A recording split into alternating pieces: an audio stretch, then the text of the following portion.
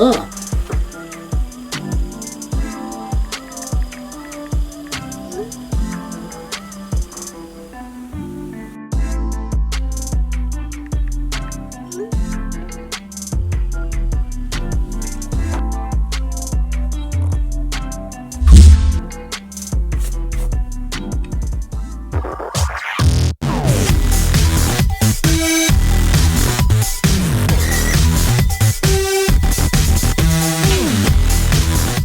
Hi, I'm Andy from Monoperty.com, and on this channel I share my experience as a property investor and landlord, and also interview other investors so we can learn from their advice too. So if you're new here, consider subscribing for more videos like this.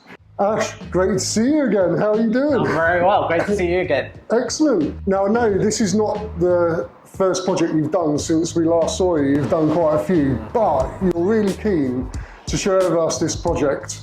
Absolutely, absolutely. You've asked me to come down. So what is it about this project that you're so excited about? So this is one of those projects that I, wanted to share with you because it's got a lot of history behind it, and the journey of getting here is fascinating. So that's what I'm going to share with you today, if you don't mind. Right? No. So it was old butchers. It was the Nicholas family's butchers. It has been for I think 30 odd years, or maybe even longer than that. Right. But it's been closed down for just as long. Right. So. Stood empty? Yeah, stood empty. Completely empty? Completely empty. So if whenever you drove past it, all you'd see was this old building falling apart. Yeah. Now, I've been here nearly 10 years, since 2008, let's say, right? Yeah. In 2018. I would drive past this place nearly once or twice a day, and I'd always see it run down and close down. But I'd always think to myself, what if we could get that property? What if? And in 2018, we got it in the end. So tell me about how did you come together then? So that's another... Did you chase it? Well, what happened was because our team is now so vast, one of the team members on the build team came back to us and said, look, I know the people that own this property and they'd be willing to I think they might be interested in selling it. Because they haven't put it on the market because they're a bit reluctant to put it on the market, etc., etc. So we set up a meeting with them, and it was true. They were two brothers, and their father owned this building, and there's a lot of history behind it, and they were really, really apprehensive to who they sold it to. They didn't want it to be turned into just a block of flats, or somebody turned it into another sweet shop, or something ridiculous like that. Okay. So we had to go through a whole process where we saw them, we met with them, we sat down with them, we informed them of who we are as developers and what we do. And then we had to take them to all our older projects, like our HMOs, and literally show them what our capabilities were, what our designs were, and how we saw this project. That's where we wanted to go. And it wasn't until that point did one of the brothers actually go, you know what, I like these guys. I'm going to go with it, and so that's what we did, and that's how we won it. So how long did that take then, from the time that you first spoke to them to them agreeing to sell it? Was that I think it was a couple of months or matter of weeks? No, it was about a month and a bit of the process, because the initial stage of, look, we're interested, and then obviously, okay, what's your offer? We'd like to put in this kind of offer. Okay, I'm not too sure. Well, why don't you come out and have a look at what we do first before you decide? Right. It was all part of the whole, the process of communicating and exchanging ideas and numbers, basically. So planning then, so was this mixed use? Was it commercial and residential? Or was yes, it only? It was. Oh, right. So they lived, or the father, I believe, lived upstairs, and the kids were brought up. So the pictures, if you see them, and I hope I can share those with the guys. I mean, it was crazy. There was a little hatch just there. You can't see it off camera, but you'd poke your head and you'd be in the this was the butcher's. So this is where they cut all the meat. This was the entrance. This was the shop, and behind that wall over there was the storage on this side, and that was the actual house. Okay. So the living room.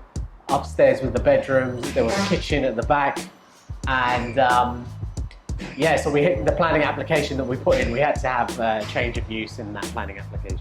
Right. Now, how many bedrooms is this going to be? It's now going to be a 6-bedroom HMO with 6 ensuite suites. 6 bedrooms, 6 en suites.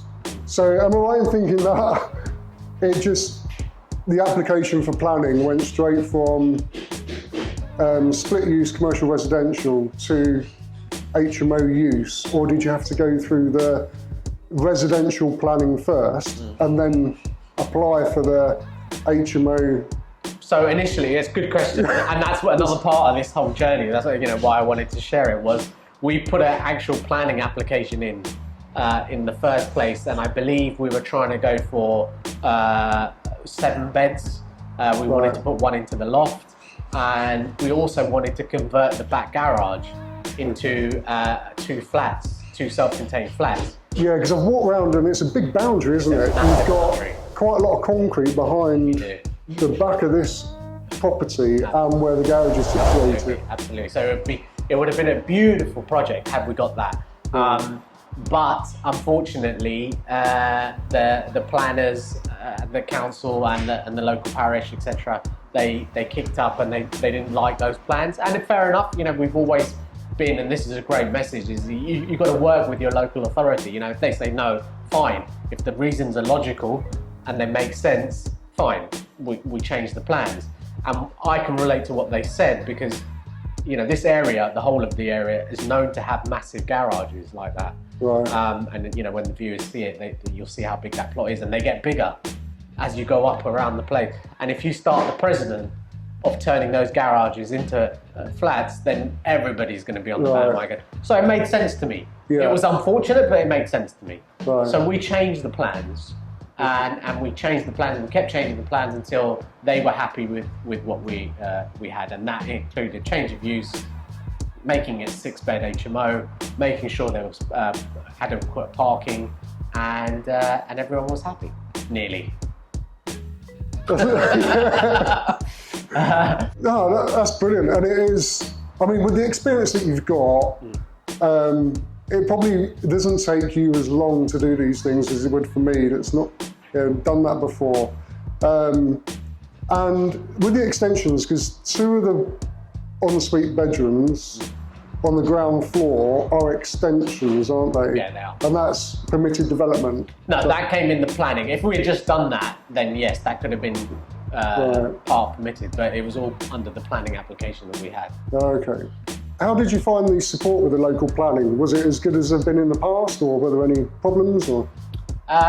Good question. I think, over the years, we've always said that you need to work with your council really well and sort of follow the line and listen to whatever they're doing and any objections they have. So when it came to the planning application, you go to your council. Put your plans to the planning department. They say yes, they say no, make some changes. So we went through all those hoops. I've always found them helpful because if they say no, they'll give reasons, won't Absolutely. they? Absolutely. And if there's anything that you can do to address that as a developer, then you've got that chance. I've always found that they work with you rather than against you. Exactly. And I found that as well. Whenever they've said no to something, it's always logical. There's a good near-abouts, with us, especially my experience. It's been correct. And we've walked away from projects. Right. Categorically, they've said, we've asked for advice, they said, no, it's not happening. And we've gone on to the next one. But this one got an objection from the local parish. And, apparently parishes have a little bit of power depending on which parish it is. This one has got quite a strong one. And they brought up their objections, which felt to me when I read them a little bit, what's the word? They didn't have the insight into what modern HMOs were all about.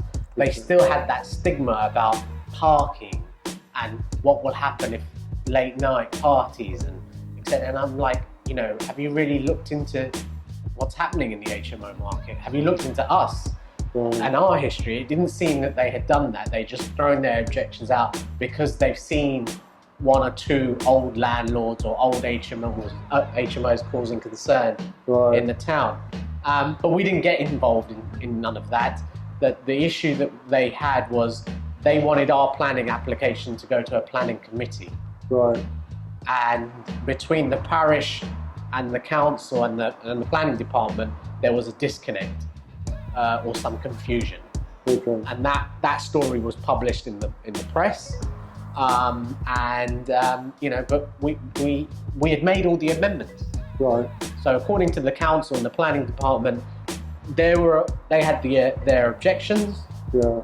We rectified them. They said yes, we're happy with those, but they had an internal misunderstanding between the parish and the planning and council. Right. And apparently the parish was a little bit upset about that, which I guess is their right to be. But I hope I can invite them all down here and see, turn that stigma away, because some of the comments that you read as well in that press release, and I'm sure some of your viewers have seen stuff like that about anti-HMO and negative, and I mean some of them were just silly, but they were balanced, because one person, I remember reading one comment and they said, oh, why don't you just let them get on with it? That building's been derelict for, over 10, 20 years. Yeah. And another person was saying, oh, you're only going to house ruffians, and it's going to be a bad impression on the community. And I was like, seriously.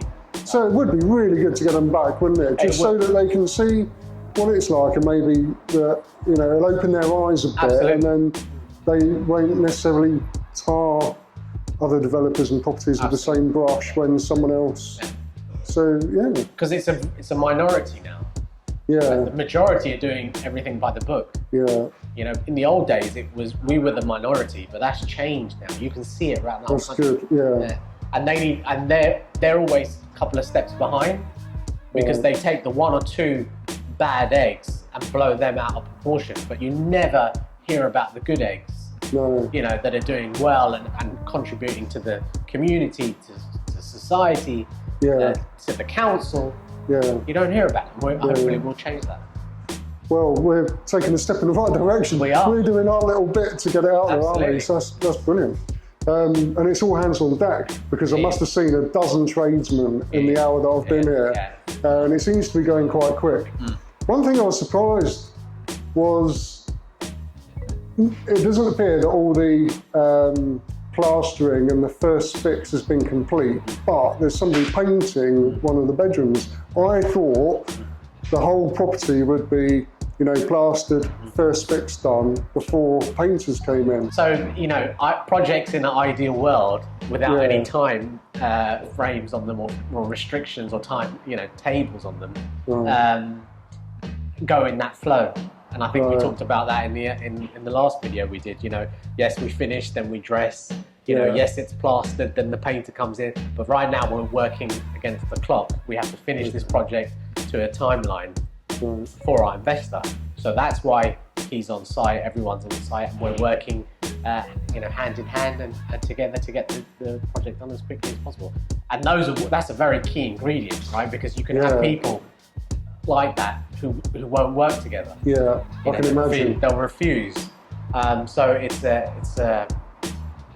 what's the word I'm looking for? It's testimony to them, really, and their character, that they can all work together in this kind of pressure environment. And believe me, what you're seeing today is a smooth situation, a very chilled situation.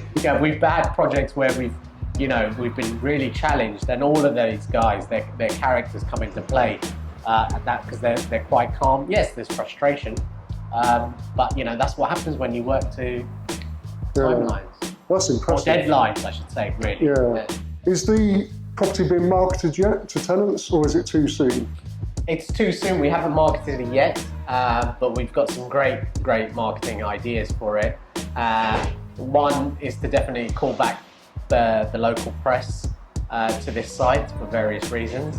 And the other thing is, because of the history of this house, of this plot, there's old footage and photographs of the butchers, like with horse carriages out, back in the day. Right. And we want to put those on around the house. Oh, nice. And so we want to really get that whole thing in place first to show that we're committed to restoring the history of this place. Yeah. Before we market it out to the rest of the country, basically. Okay. So we haven't done it yet, but we'll get it finished, and then we have a plan to do a good marketing campaign. Ash, thanks so much again for your time. If people have any questions, are you happy that they leave them in the comment section below this video? Leave it in the bottom and I'll try and get back to you as soon as I can. Thanks very much. If you enjoyed this video, please like and share, and definitely subscribe if it's your first time here so you won't miss any of our future videos, including the second part to this, which will all be geared towards helping you start or improve your property investing business. Thank you so much for watching, and I'll see you in the next video.